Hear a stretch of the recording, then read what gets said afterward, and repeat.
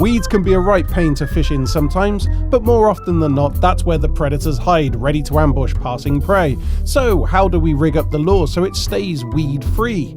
Gary Palmer, the captain of the England Law Squad, will show us how. Quite often get asked how to rig them. People don't know. It is easy once you know how. Here's one of the Savage Gear 3D crays. It's the smaller one. Absolutely fantastic little lure. Hollow bodied, nice and soft.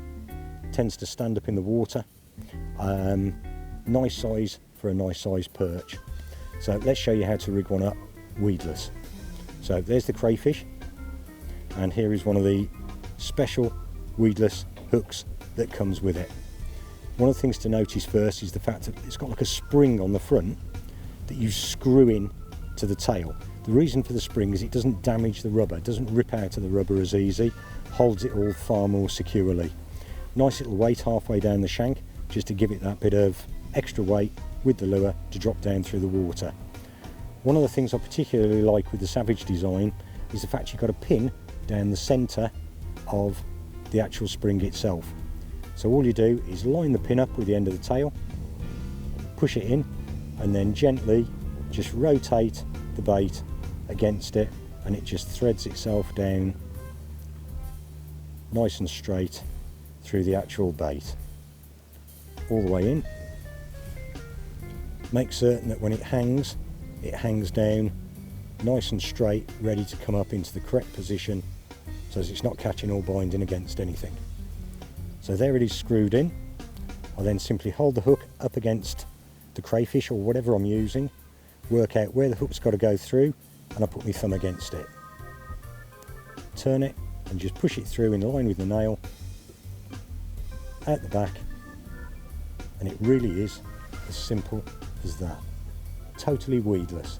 You can pull it through cabbage, lily pads, streamer weed, anything you want.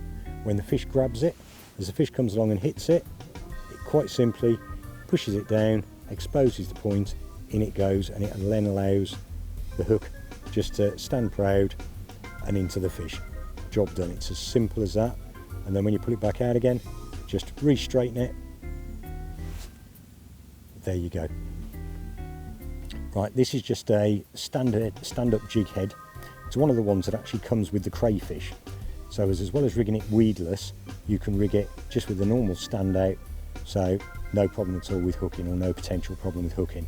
I tend to use these jig heads on other shads as well, purely and simply because I love the flat base design on it. It's just got a nice finish to it, nice quality, decent gauge hook, and very sharp. When you fish with it, it tends to sit like that on the bottom, especially if the bait you're using is buoyant or semi-buoyant.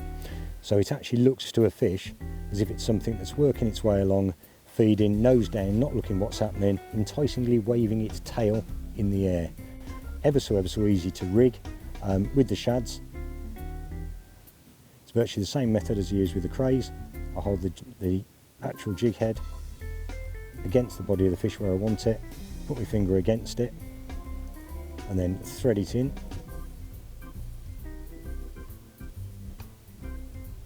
And just allow it to follow around the shank of the hook,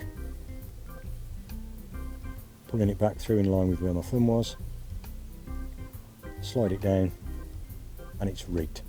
As simple as that, and you're ready to go fishing.